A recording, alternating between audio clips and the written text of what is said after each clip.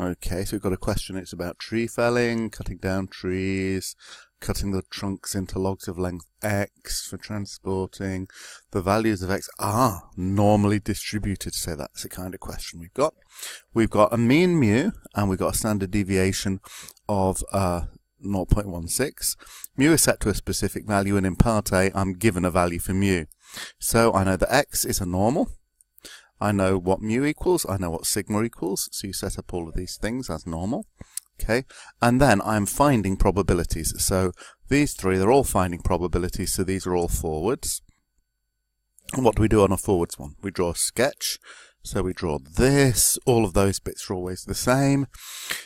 You then mark a vertical line on one side or the other, or you shade one side or another, paying attention to what's going on here. This mean, of course, here is the value that you were told. So this is 3.3. So these values are 3.5 and 3.0. You should be able to put them the appropriate side. For each x value, you're going to get a z value.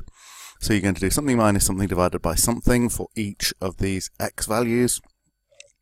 And each time you're going to use your normal CD feature on your calculator, and you're going to need to work out a probability. Now, if your probability comes from the bottom up to a z value, then you're going to have a lower value of minus 99999, and if your z value is one-sided and you have a line and you have to go to the very top, then you're going to use the upper as plus 99999.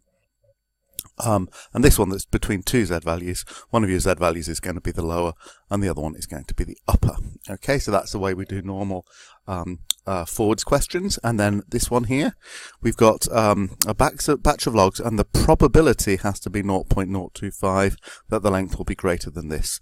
So now we've got a probability. We're beginning with a probability, so this is backwards.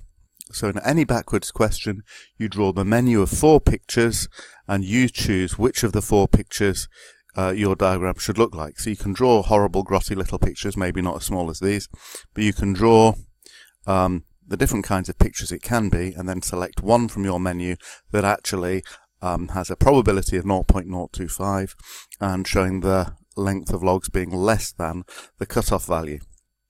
Once you have your picture, you draw your correct picture maybe a little bit bigger, but because you've got a P, you can look at the probability. Remember, your calculator likes the probability to be on the left, so you work out the left-hand probability, so you get a P equals, and that gives you a Z equals, and Z will either be positive or negative. Now you can check with your picture, okay, whether if your Z is towards the left, it should be negative, if it's towards the right, it should be positive. So make sure you've got a correct-looking Z value before you then use the Z formula.